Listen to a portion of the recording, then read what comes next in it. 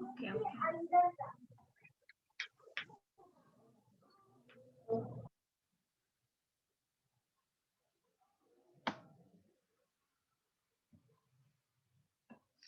तो यहाँ से क्या था कि how to remove the temporary hardness. तो अब यहाँ पे क्या है कि फर्स्टली कोई भी चीज सबसे इजी मेथड्स हमारा क्या है, बॉइलिंग। बॉइलिंग करते हैं, बॉइलिंग करके हम हार्डनेस को हटाते हैं। और बहुत इसमें मेनली क्या होता है कि जो भी बाइकार्बोनेट्स प्रेजेंट होते हैं तो वो क्या होता है कि कार्बोनेट्स में प्रेजेंट हो जाते हैं। तो और उसके बाद जो भी बचा रहता है उसको फिल्ट्रेशन के आउट रिमूव करते हैं। तो ये एक पहला प्रोसेस है, सबसे इजीएस्ट प्रोसेस है बाय बॉइलिंग। दूसरा है कलार्क्स मेथड के द्वारा। कलार्क्स मेथड्स क्या है कि कलार्क रिएजेंट होता है जिसको हम लोग कैल्शियम हाइड्रोक्साइड बोलते हैं। तो कलार्क्स ने ये निकाला था method, that's why it is called Clark's method. तो इसमें क्या है कि जो भी बाइकार्बोनेट है उसको भी कार्बोनेट करते हैं, सेम चीज करते हैं। बट यहाँ पे क्या है कि बॉइलिंग प्रोसेस नहीं करके हम क्या कर रहे हैं, इसमें कलार्क्स रिएजेंट मिला रहे हैं, कैल्शियम हाइड्रोक्साइड मिला रहे हैं। उसके बाद क्या है कि परमानेंट हार्डनेस पे जब हम आते हैं तो उसमें थोड़ा लंबा प्रोसीजर है, 2-3 मेथड्स आता है। तो फर्स्ट हमारा क्या है, परमुटिट मेथड। तो परमुटिट मेथड इसमें क्या करते हैं कि या जियोलाइट मेथड्स भी कहते हैं। तो इसमें हम लोग क्या करते हैं कि सोडियम एल्युमिनियम पर पढ़ाए हैं ये, जियोलाइट्स लेते हैं। तो जियोलाइट्स एक कैटेगरी है, मिनरल्स का ही कैटेगरी है, मिनरल्स ही है एक तरह का। तो वो हम वाटर में मिलाते हैं। और जियोलाइट्स प्रोसेस एक प्रोसीजर होता है जिसमें जियोलाइट मिला के बहुत बड़ा एरिया में वाटर को प्यूरिफाई करते हैं। जब हमको बहुत ज्यादा परमानेंट हार्डनेस हटाना हो तो थोड़ा पानी नहीं लेते हैं, पूरा पूरा मतलब कि मान लीजिए कि कोई भी चीज एक वाटर सप्लाई हो रहा है तो वहां पे अगर वहां पे वाटर हार्डनेस है तो वहां पे वो पूरा वाटर जो प्यूरिफाई हो रहा है, मतलब हार्डनेस हटाया जा रहा है प्यूरिफाई से पहले, तो वहां पे ये सब प्रोसेस हो रहा है। परमुटेट मेथड हो रहा है, कैल्कोगेन मेथड हो रहा है, या आयन एक्सचेंज रेजिन मेथड हो रहा है। तो ये बड़ा स्तर पे होता है।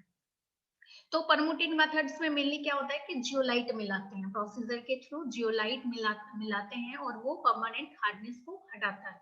तो आपका जो मेन क्वेश्चन आता है क्या होता है कि पहले तो डिफरेंशिएट करने आएगा कि वीडियो नहीं ऑन है क्या, आप लोग का किसी का फोटो नहीं दिख रहा, एक मिनट।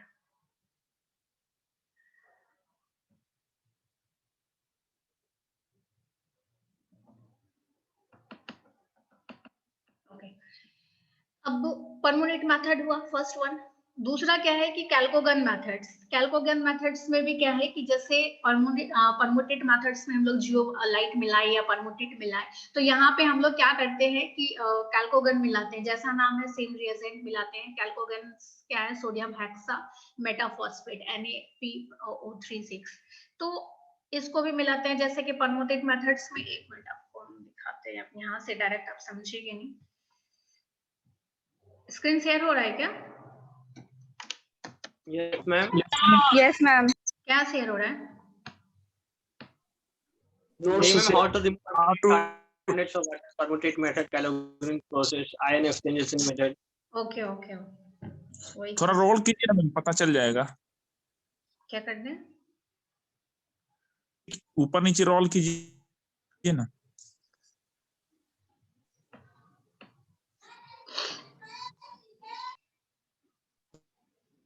यस मैम, आपके नेट खुल गया। ये दिखाना चाह रहे थे, जैसे हम अभी बता दिए कि परमुटेट मेथड्स में हम ऐड करते हैं। तो अब कैसे कैसे ऐड होता है वो आप देखिए। जैसे यहाँ पे देखिए, कुछ करना नहीं है, एक्स्ट्रा कुछ भी नहीं करता है, बस परमुटेट ऐड करता है। जैसे ये वाला देखिए, हार्ड वाटर एक जगह से आया है ना,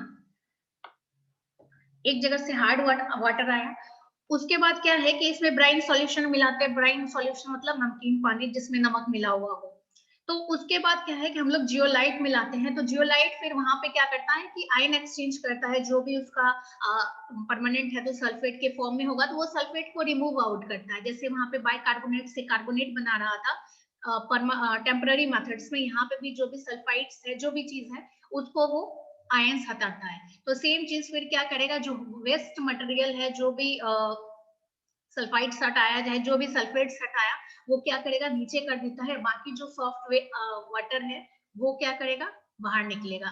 सिर्फ आयन एक्सचेंज ही करता है, जो भी उसके साथ जुड़ा हुआ है बस उसको ही वो रिमूव आउट करता है। चाहे वो यहाँ पे अगर जियोलाइट है तो जियोलाइट मिलाएगा, कैल्कोगन रहेगा तो कैल्कोगन मिलाएगा, मतलब जो भी चीज रहेगा वो सिर्फ मिलेगा, बाकी कोई चीज एक्स्ट्रा नहीं करेगा। कोई कंफ्यूजन? No ma'am. ठीक है, मतलब जो भी प्रोसेस है, जो भी रिएजेंट है, वो चीज रिएजेंट बस मिलना है उसको। तो सेम है, दूसरा है हमारा कैल्कोगन्स मेथड। तो कैल्कोगन्स मेथड्स में भी क्या है कि कैल्कोजन रिएजेंट मिलाया जाता है। अब यहाँ पे जियोलाइट मिलाया गया और यहाँ पे कैल्कोजन मिलाया गया, बस अंतर इतना ही है, दूसरा कुछ अंतर नहीं है। तो कैल्कोजन हमारा क्या है, सोडियम हेक्सामेटाफॉस्फेट। उसके बाद थर्ड है हमारा आयन एक्सचेंज रेजिन मेथड्स।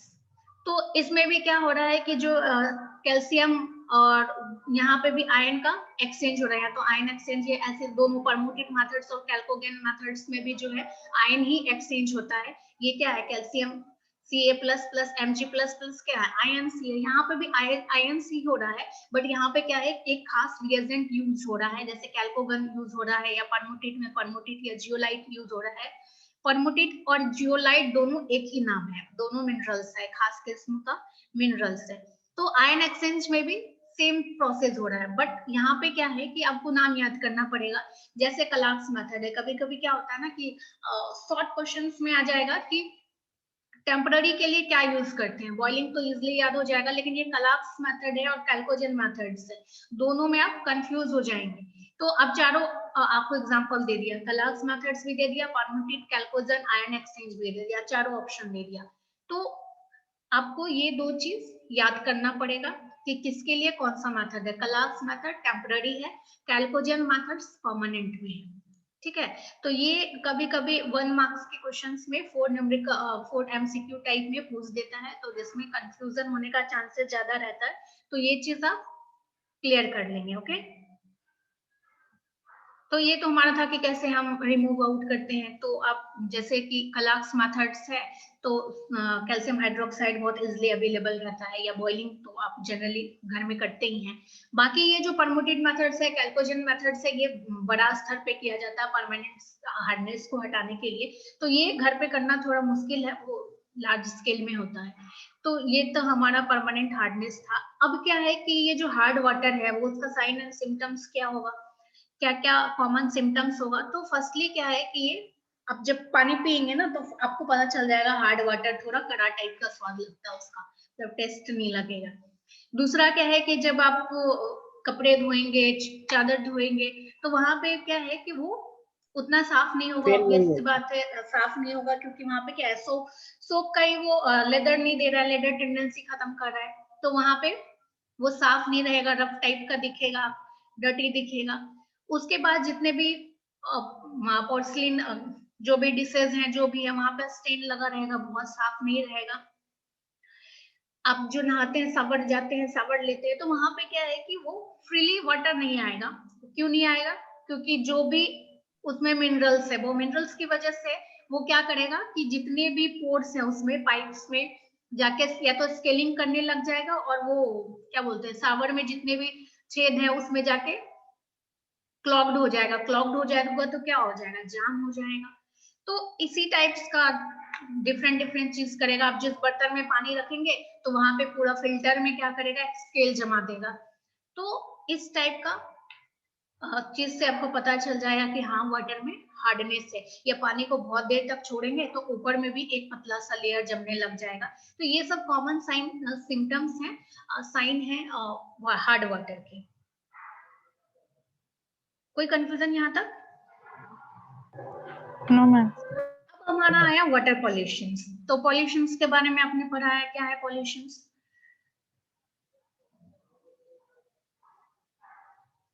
क्या है पॉल्यूशन?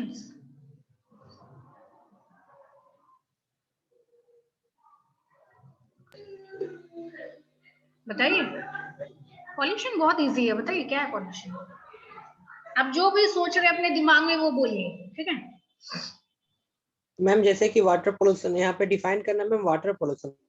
हाँ बोलिए ना, क्या क्या पॉल्यूशन के क्या समझ रहे हैं। हाँ, पॉल्यूशन मतलब वाटर पॉल्यूशन, मतलब आप क्या समझ रहे हैं, हम यही पूछ रहे हैं बस। मैम जैसे वाटर वाटर पॉल्यूट हो गया मैम, जैसे हम लोग बहुत सारे केमिकल सब्सटेंस या फैक्ट्री से जो भी डस्ट पार्टिकल निकलते हैं वो हम लोग रिवर में हम लोग छोड़ दिए मैम, तो उसके कारण जो मैम वाटर पॉल्यूट हो जाते हैं, जो हम लोग को यूटेंसिल नहीं होता है यूज के लिए हम लोग के लिए यूटेंसिल नहीं होते। हाँ, मतलब जो भी वाटर का क्वालिटी है, मतलब जो भी उसका प्रॉपर्टीज है, चाहे फिजिकल रहे केमिकल रहे, उसमें थोड़ा सा भी अगर अल्ट्रेशन हो रहा है तो वो हमारा पॉल्यूशन है, ऐसे हम डिफाइन कर सकते हैं। कोई भी थोड़ा भी कंटामिनेशन हो रहा है, पानी हमारा स्वच्छ होना चाहिए, थोड़ा सा भी मिट्टी मिट्टी टाइप दिखा तो पॉल्यूशन है ना।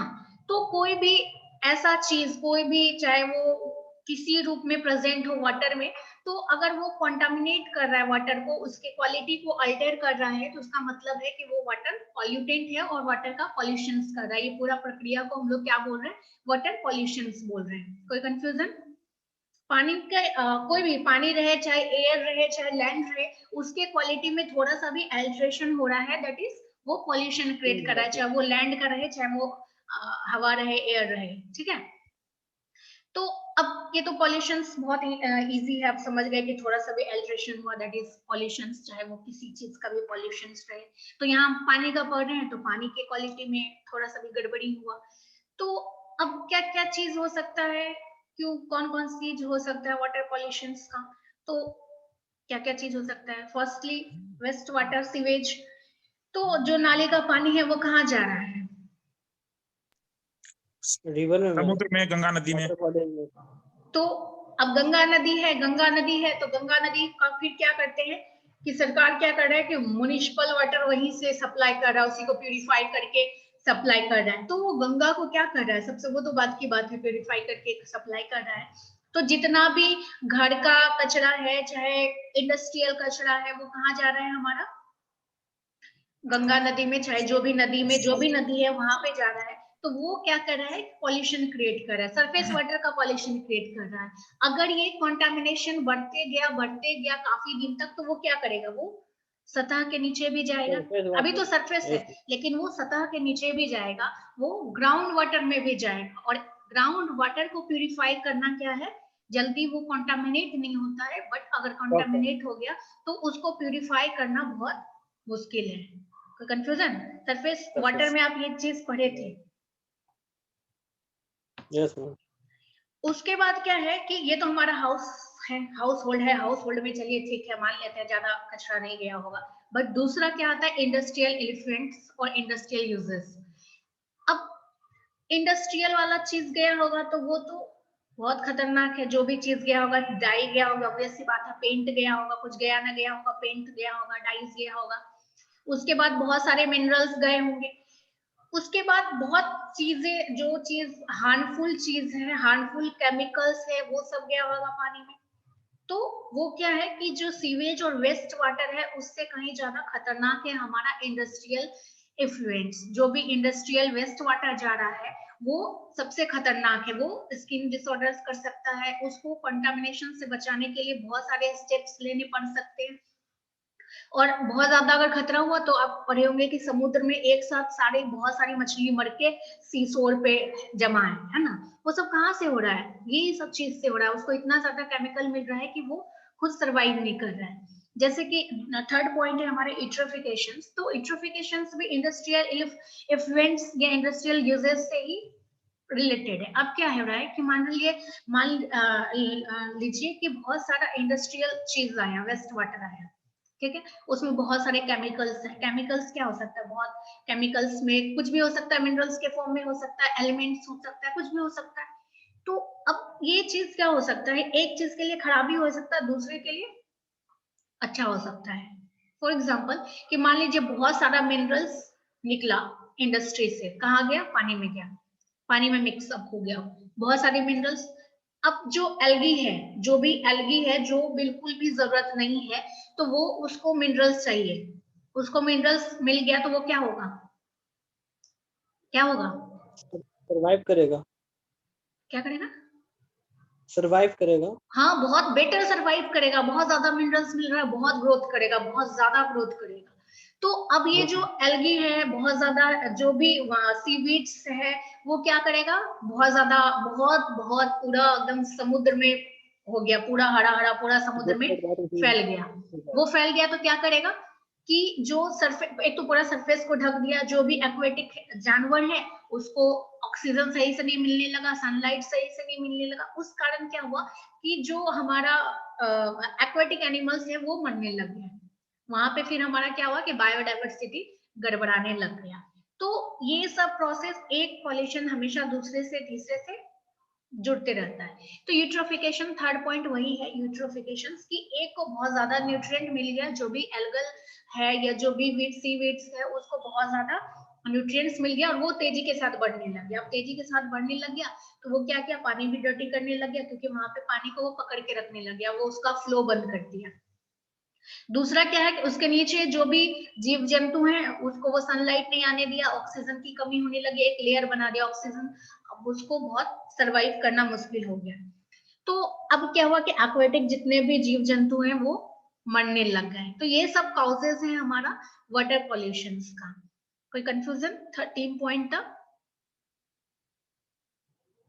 No ma'am. उसके बाद फोर्थ है डिफॉरेस्टेशन। डिफॉरेस्टेशन मतलब फॉरेस्ट का हटना, है ना। आजकल क्या, जंगल को हाँ, काटना मैम, जंगल को काट दिया जा रहा है। कौन बोल रहा है? जो भी बोल रहे हैं, आवाज नहीं आ रही आपकी। बोलिए अमित, आप बोल रहे हैं, बोलिए। सिटी जैसे इंडस्ट्रियलाइजेशन बनाने के लिए, अर्बन से रूरल से अर्बन बनाने के लिए पेड़ों की कटाई हो रही है, दैट कॉल्ड इंडस्ट्रियलाइजेशन। हाँ, तो जो जंगलों की कटाई हो रही है उसको ही हम लोग डिफॉरेस्टेशन बोलते हैं, फॉरेस्ट का खत्म होना डिफॉरेस्टेशन। तो अब जो डिफॉरेस्टेशन है तो ये हमारा क्या कर रहा है, मेनली फॉरेस्ट या पेड़ पौधे क्या कर रहे हैं, जमीन को पकड़ के हैं, तो क्या वो क्या कर रहे हैं, सॉइल इरोजन को रोक रहे हैं। सॉइल इरोजन क्या है कि जो हवा चला, पानी आया, तो वो क्या है कि जो ऊपरी वाला जो सतह है उसको वो बचा रहा है। जो भी फर्टिलाइजर, बहुत ज्यादा फर्टिलाइजिंग पावर है उस सॉइल में, तो वो सॉइल को बचा रहा है, उस मिट्टी को बचा रहा है। अब क्या है कि सॉइल नहीं है तो वो जड़ उसका पकड़ के रखा नहीं है मिट्टी को, तो क्या है कि पानी आया, हवा आया, वो क्या हुआ, सॉइल इरोजन हो गया, सॉइल उड़ गया। उड़ते उड़ते कहाँ मिला, पानी में मिला। पानी में मिला तो क्या है कि पानी में मिला तो ठीक है, तो पानी में मिलके क्या किया, मिट्टी अगर पानी में मिलेगा तो क्या होगा, सिंपल क्वेश्चन है, क्या होगा ऋतिक? पानी, नॉर्मल एक गिलास पानी है उसमें मिट्टी मिला दोगे तो क्या होगा, पानी गंदा हो जाएगा। पानी मिट्टी मिट्टी टाइप हो जाएगा, मड़की वाटर हो जाएगा, एकदम मिट्टी मिट्टी टाइप का पानी दिखेगा आपको। तो वहां पे क्या हो रहा है कि डिफॉरेस्टेशन के कारण भी वाटर पॉल्यूशन हो रहा है। ठीक है, मिट्टी मिट्टी हो गया। उसके बाद क्या है कि बहुत ज्यादा अगर मिट्टी हो गया तो जितने भी एक्वेटिक एनिमल्स हैं तो वो क्या है, जैसे सांस कैसे लेती है मछलियां, कैसे लेती है सांस मछलियां? प्रवीण गल्फरों के द्वारा मैम, बताइए, हैं? सल्क के द्वारा मैम, किसके कारण?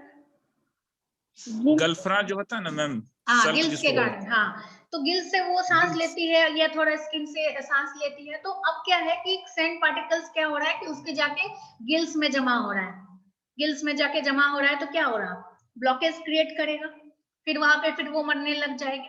तो डिफॉरेस्टेशन भी इनडायरेक्टली काम कर रहा है।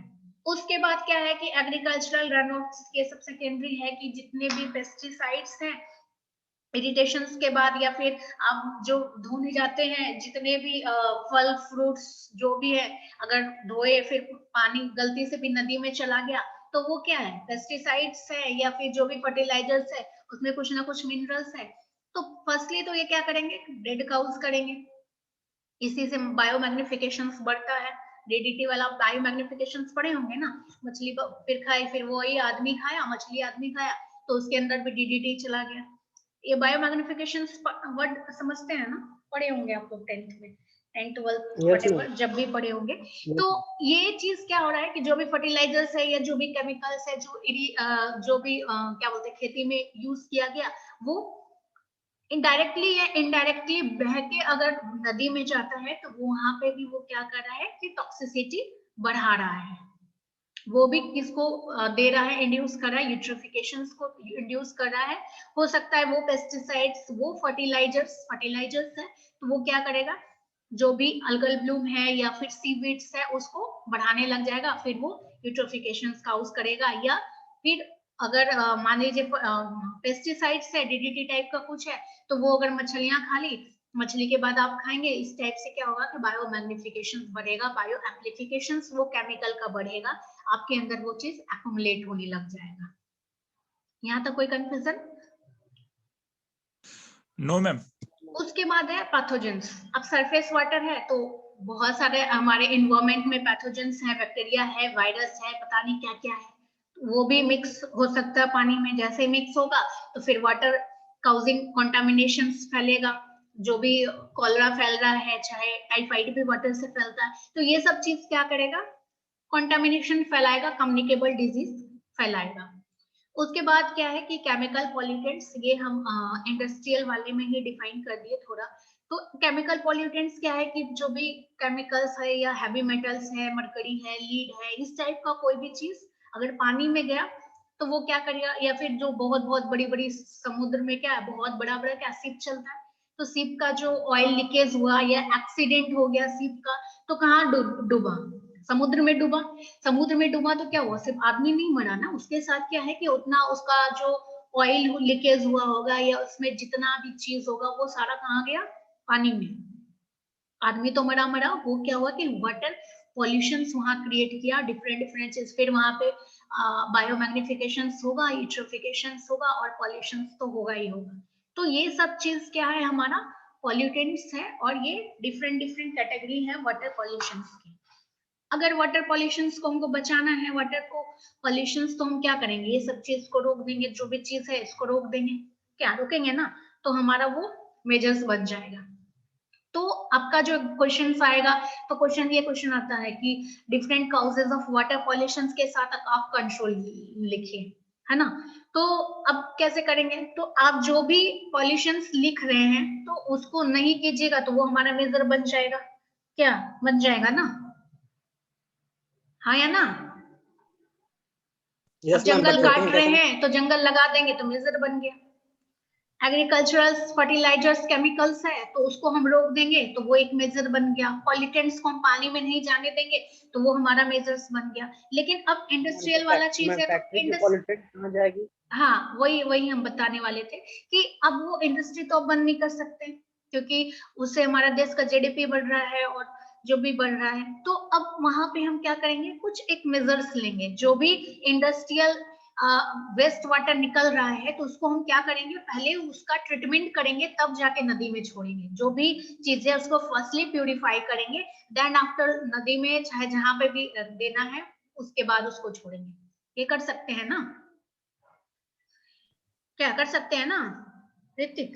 ये तो स्वच्छ भारत अभियान में तो हो रहा है मैम, हाँ, तो नरेंद्र अभी मोदी के द्वारा। सारे इंडस्ट्रीज को ये मिला हुआ है कि जब तक आपका वेस्ट वाटर जो है वो ट्रीटेड नहीं हो सकता, तब तक वो वाटर कोई भी वाटर बॉडीज में नहीं मिलेगा। तो ये सब चीज प्रोसेस चल रहा है।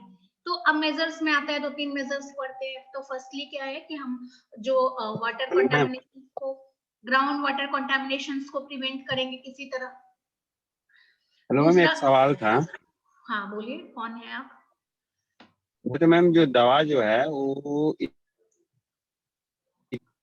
क्या नाम है आपका? आपको हम देख नहीं रहे। हाँ, पुरुषोत्तम कुमार। हाँ बोलिए, हाँ बोलिए बोलिए बोले थे बोलिए। मैम, जैसे कि दवा जो है एक हाँ, जेनेरिक आता है, कंपनी आता है और एथिकल आता है, तो दोनों में अंतर क्या है? आवाज नहीं आ रही आपकी। क्या दवाई आता है? बोल रहे मैम कि जो दवा जो आता है एथिकल और जेनेरिक दोनों आता है, तो दोनों अंतर क्या है एथिकल में और जेनेरिक में? हम अभी क्या पढ़ा रहे हैं पुरुषोत्तम आपको? अभी टॉपिक दूसरा मैम तो पढ़ा रहे, बट मतलब डाउट था मेरे को, इसलिए हम आपसे पूछे। हाँ ठीक है, अब आप वो क्वेश्चन पूछे तो चलिए उसका भी हम आंसर बता देते हैं। जो 2 तरह का दवाई आती है, फर्स्ट इज स्टैंडर्ड कैटेगरी का दवाई, दूसरा जेनरिक कैटेगरी का दवाई, है ना। तो दोनों में अंतर क्या रहता है कि दोनों में फर्स्टली तो आपको प्राइस का अंतर दिखा होगा, आप जो भी दवाई में बेचते हैं। तो प्राइस का डिफरेंस इसीलिए रहता है कि जो ब्रांड होता है, जैसे कोई भी चीज का एक ब्रांड है और दूसरा अनब्रांडेड है, तो पहला तो वो ब्रांड पे चला गया। दूसरा, जैसे दवाई का प्राइस जब आता है, जब आप जुडिस में पढ़ेंगे, तो दवाई का प्राइस कैसे आता है ना कि ब्रांड नेम से हर कुछ जुड़ता है, तो वो सब चीज जुड़ते जाता है। जैसे जो भी ब्रांडेड कंपनियां हैं वो क्या करती है, हायर करती है कोई एक बड़ा स्टार को एडवर्टीजमेंट के लिए, तो वो बड़ा स्टार जो है वो फ्री में थोड़ी करता है, वो पैसा लेती है ना। जो भी रहे, दीपिका पादुकोण ने लक्स का प्रचार कर रही है, तो अब लक्स का प्रचार करिए, क्या दीपिका फ्री में करेगी? नहीं ना, वो बड़ा अमाउंट लेती है, तो वो भी टैक्सेस उस साबुन में जुटता है। अब दूसरा कोई भी एक फालतू साबुन लीजिए, कोई भी एग्जांपल जो सस्ते में आता हो, बोलिए आप लोग बताइए। पतंजलि साबुन मैम। हाँ लक्स लक्स कितना भी बेकार साबुन रहे, लेकिन उसका प्रचार हमेशा स्टार करता है, ये याद क्यों नहीं रखते आप? लक्स में कुछ नहीं रहता, वो सिर्फ स्टार का पैसा लेता है। हाँ, पतंजलि साबुन मैम। पतंजलि बाबा रामदेव खुद प्रचार करते हैं, 10 रुपया में बेचते हैं, उसको क्या लगता है? पतंजलि साबुन कौन प्रचार करते हैं? हाँ, चितको साबुन जो ट्रेन लेके बेचता है उससे उसका प्रचार नहीं होता, वो डायरेक्टली बेचता है, जैसे मैं बोल रहा हूँ। हाँ, और अब चलिए अब आप जेनरिक में आते हैं, वो ये हम बता दिए ब्रांड वैल्यू, ठीक है, तो ब्रांड वैल्यू के कारण उसका दाम बढ़ जाता है। दूसरा क्या होता है ना कि जो मतलब क्या बोलते हैं, ब्रांडेड दवाइयां हैं, तो उसका क्या होता है कि एकदम कांस्टेंट आईपी फॉलो रहता है कि हाँ इतना से इतना तक है। जेनरिक में थोड़ा बहुत कम भी चलता है, लेकिन ऐसे तो आईपी को फॉलो जेनरिक को भी करना पड़ता है, बट थोड़ा बहुत उसमें कम रहता है जेनरिक में। तो इसी कारण क्या है कि लोग जेनरिक पे जल्दी विश्वास नहीं करते, जब भी लेते हैं वो ब्रांडेड दवाइयां ही लेते हैं, ठीक है। और भी कुछ जानना चाहते हैं? उसमें मैम जेनरिक और इथिकल में अंतर नहीं है, क्या अंतर है मैम? क्या बोले? बोले जेनरिक और इथिकल में अंतर है? नहीं, कोई अंतर नहीं है, बस थोड़ा बहुत वो भी कंपनी वाला जान के करती है, लेकिन अगर एज पर फार्मेसी जाएगा तो उसको वो भी नहीं करना है। अगर वो चेक करेगा तो आईपी दोनों को ही फॉलो करना है। तो बस ब्रांड वैल्यू का रहता है, क्योंकि उसका पेटेंट का वो अपना पैसा वसूलते रहता है, वो पेटेंट से खरीदा रहता है, तो इसलिए पेटेंट में उसको पैसा लगता है, इसलिए वो पैसा वसूलता है। बाकी कंपोजिशंस में कोई अंतर नहीं है। उसका तो एमआर वाला भी आप उसमें क्यों जा रहे हैं? ब्रांड वैल्यू में आप बस देखिए, बाकी डिफरेंस कुछ नहीं है। पैरासिटा 500 ml जेनरिक में क्या 200 ml का मिलता है, 200 mg का मिलता है आपको? नो कुछ नहीं रहता है, कितना mg रहता है? नहीं रहता है 500 mg रहता है ना। रेस में जो 500 रहता है, इथिकल में 500 रहता है, 500 ही रहता है ना। तो आईपी को दोनों फॉलो करता है, बट वहां पे ब्रांड का वैल्यू हो जाता है, यहाँ पे ब्रांड का वैल्यू नहीं। पिए भैया अभी क्लास के वक्त आप चाय दे के जाते हैं तो क्वालिटी में मैम कोई अंतर नहीं होता। क्वालिटी में कोई अंतर नहीं है, लेकिन क्या करता है कि जैसे कि मान लीजिए जेनरिक वाली है दवाइयां, जेनरिक वाली दवाइयां क्या करती हैं कि जैसे सरकार को देना है, ठीक है, सरकार को जेनरिक दवाइयां देना है, हॉस्पिटल में जेनरिक दवाइयां देना है, तो वो क्या करता है कि थोड़ा अपना कमाने के लिए गड़बड़ कर देता है, थोड़ा गड़बड़ करता है, क्योंकि उसको खुद को प्रॉफिट लेना है, सरकार को भी प्रॉफिट लेना है, क्योंकि उसको जेनरिक दवाइयां खरीदना है। वो क्या ड्रग निकालती है, क्या बोलते हैं उसको, क्या निकालती है, क्या निकालती है, क्या बोलते हैं उसको, वो कुछ निकालती है, ठीक है। हाँ नहीं उसको वो चीज याद नहीं आ रहा है, उसका नाम क्या बोलते हैं उसको, फंड या टेंडर्स। हाँ, टेंडर निकालती है। तो अब वो सारी जेनरिक दवाइयां तो सरकार को जो सबसे कम में देगा दवाई वही देगा, तो उसमें जेनरिक दवाई वाला क्या करता है, जैसे 50 ml देना है तो 45 ml ही दे देता है, या थोड़ा कुछ कम mg करके देता है। हेलो, तो सेम चीज करता है। हाँ बोलिए। हम बोले थे इसी कारण मैम, मतलब कुछ दिन से मैं बहुत दिन से शंका था इस पे, कि डाउट था कि इथिकल और जेनरिक में क्या अंतर है, मतलब बस ब्रांड वैल्यू का अंतर है, बाकी कोई कंपोजिशंस का बिल्कुल भी अंतर नहीं है, ठीक है। एज पर फार्मेसी रूल्स दोनों में बिल्कुल भी अंतर नहीं है, बस ब्रांड वैल्यू का अंतर है, वो अपना कंपनी नाम बेचता है बस, और कुछ गड़बड़ नहीं है। और बाकी मान लीजिए कि जो जेनरिक दवाइयां है ना, काम करेगा उतना जेनरिक। अरे मेरी बात ही नहीं सुन रहे आप, खुद ही बोले जा रहे हैं, तो डाउट क्यों पूछते हो फिर? दूसरा क्या है कि जो जेनरिक दवाइयां देखे होंगे आप, उसका जो स्ट्रिपिंग है और जो ब्रांडेड का स्ट्रिपिंग है, दोनों का बहुत अलग रहता है, ब्रांडेड का काफी बेटर रहता है, तो वो सब प्राइस उसमें जुटते जाता है। आप जब कॉस्ट मटेरियल का पढ़ेंगे ना, तो वो हर एक चीज का कॉस्ट जोड़ता है, वर्कर से लेके हर कुछ चीज का। ब्रांडेड दुकान है, ब्रांडेड जहाँ पे जो भी इंडस्ट्री है तो ऑब्वियस सी बात है वर्कर को ज्यादा पैसा देती होगी। जहाँ पे जेनरिक बन रहा है वहां पे थोड़ा कम देती है। तो वो सब चीज, और फिर वो स्टार को रखती है, स्टार ही करोड़ों रुपया उसका ले रहा है प्रचार के लिए, तो वो सब चीज का ऐड होके बनता है। बाकी दोनों का कंपोजिशंस में कहीं गड़बड़ नहीं है, दोनों सेम है। पैरासीटामोल अगर आप जेनरिक भी खा रहे हैं तो सेम इफेक्ट दे रहा है, अगर वो भी खा रहे हैं ब्रांडेड भी खा रहे हैं तो सेम इफेक्ट दे रहा है। ठीक है, और जब जिस चीज का क्लास चले उसी चीज का क्वेश्चन किया कीजिए आप। अभी तक मेरा चैप्टर कंप्लीट हो गया रहता। चलिए कोई बात नहीं। तो वाटर पॉल्यूशन, अब कंफ्यूजन दूर हुआ कि नहीं का? अभी भी स्टिल कंफ्यूजन है कोई?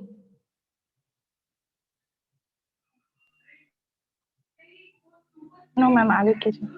चलिए अब हम आगे पढ़ते हैं। तो फिर क्या है कि वाटर पॉल्यूशन का मेजर्स कैसे करते हैं? तो फर्स्टली हम जितना पॉइंट बताएं उसको रिड्यूस कर सकते हैं। अगर मान लीजिए कि जैसे जो चीज नहीं कर सकते तो उसका ट्रीटमेंट करेंगे, ऑब्वियस सी बात है। जैसे इंडस्ट्री वाला चीज है वो तो पानी में जाएगा ही जाएगा, तो अब जाएगा, उससे पहले हम क्या करें, उसको प्योर कर दे, उसको थोड़ा कम कर दे। अगर नहीं फुल्ली प्योर कर सकते हैं तो थोड़ा जो भी मिनरल्स है, जो भी केमिकल्स है, थोड़ा उसको कम कर दे, ट्रीट कर दे, वाटर ट्रीटमेंट कर दे, वेस्ट वाटर ट्रीटमेंट करे, उसके बाद फिर करें। तो एक दो पॉइंट्स है वो पढ़ते हैं कि फर्स्ट क्या है कि वाटर पॉल्यूशन में ग्राउंड वाटर कॉन्टामिनेशन को बहुत ज्यादा कम करें, जितना कम करना है उसे करें। जैसे कि ग्राउंड वाटर कैसे, अंडरग्राउंड वाटर कॉन्टामिनेशन कैसे होता है, जैसे कि बहुत ज्यादा लैंडफिल्स गंदा है, बहुत ज्यादा अगर लैंड पॉल्यूशन से, बहुत ज्यादा लैंड पॉल्यूशन है तो वो क्या हुआ कि पानी गिरा, वो क्या बोलते हैं बरसात हुआ,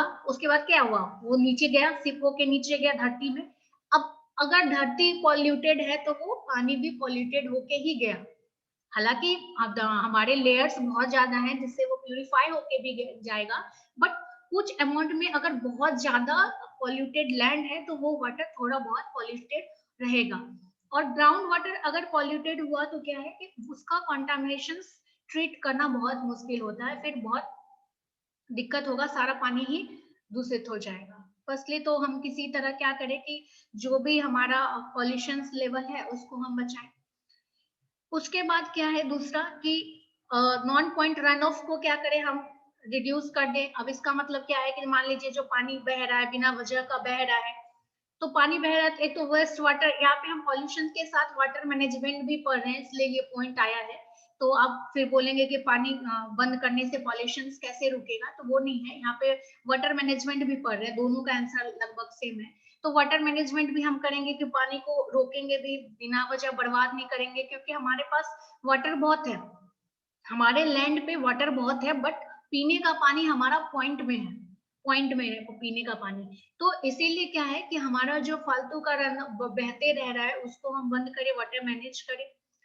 सेकेंड क्या है कि जो भी इरिगेशन के लिए वाटर है उसको हम लोग, जो प्योर वाटर ले रहे हैं उसको हम लोग रीयूज करें। जो भी वेस्ट वाटर हमारे घर से निकल रहा है तो उसको हम ट्रीट करें, पहले जो भी केमिकल्स खराब चीज है उसको हम ट्रीट करें, फिर हम वो चीज इरिगेशन के लिए कर दे, सिंचाई के लिए कर दे। जो भी मान लीजिए सिंचाई करना है, खेत वेत में सिंचाई पानी देना है, तो वो वाला चीज हम वहां पे कर दें। फोर्थ पॉइंट क्या है कि एफॉरेस्टेशन, सॉइल इरोजन को रोकने के लिए आप बहुत ज्यादा पेड़ पौधे लगाएं। उसके बाद जो भी टॉक्सिक पॉल्यूटेंट्स हैं उसके लिए हम कोई सब्स्टिट्यूट्स निकाले, जैसे कि वाटर, इंडस्ट्री का वाटर जो निकल रहा है तो उसको हम क्या करें, पहले उसको ट्रीट करें, उसके बाद उसको हम नदी में, वाटर बॉडीज में, जो भी वाटर बॉडीज में छोड़ रहे हैं वहां पे दें। उसके बाद क्या है कि जो भी सीवेज है उसको हम नेचुरल तरीके से करें। हम करते हैं ना वेस्ट वाटर ट्रीटमेंट में, बैक्टीरिया बीओडी लेवल सब चेक करते हैं, बहुत सारे बैक्टीरिया को करते हैं, वो एरोबिक रेस्पिरेशन टाइप्स में करके फिर जितने भी कॉन्टामिनेशन है वो खुद को बैक्टीरिया वहां पे खा लेते हैं, तो वो हम वेस्ट वाटर ट्रीटमेंट करें। उसके बाद रिसोर्स वेस्टेज जो हम कर रहे हैं, चाहे वो वाटर है, ये सब हमारा क्या है कि सीमित है। ऐसा नहीं है कि पानी हमारे पास बहुत है, बट जो वाटर है, जो पीने वाला पानी है, वो हमारे पास बहुत ही ज्यादा कम है। तो इसीलिए जो है हम वेस्टेज जो कर रहे हैं इस नेचुरल रिसोर्सेज का, हम उसको ना करें। और चूंकि वाटर, एयर, सॉइल पॉल्यूशन तीनों एक दूसरे से जुड़ा है, तो हम इस पॉल्यूशन को कम करें। वाटर बहुत गंदा है तो क्या है, कि कोई ना कोई वजह से क्या है कि तीनों एक दूसरे से कनेक्टेड है। जैसे अभी बताएं कि अगर लैंड बहुत पॉल्यूशन है तो क्या है कि जैसे ही रेनफॉल होगा तो वो क्या है कि वाटर में सरफेस वाटर बनना, उसको अंडरग्राउंड वाटर बनना है, तो वो जब अंदर जाएगा तो वहां पे क्या है कि पॉल्यूशन लेके वो साथ में जाएगा और अंडरग्राउंड वाटर्स को वो खत्म करेगा। तो हमारे पास 1 मिनट बचा है, अभी को किसी को डाउट है तो वो क्वेश्चन कीजिए, फिर नेक्स्ट क्लासेस में हम प्यूरिफिकेशन ऑफ वाटर पढ़ेंगे। ओके, फिर लैंड पॉल्यूशन और एयर पॉल्यूशन पढ़ेंगे, उसके बाद भी कुछ है होगा तो वो पढ़ेंगे, वेस्ट मटेरियल का कुछ है।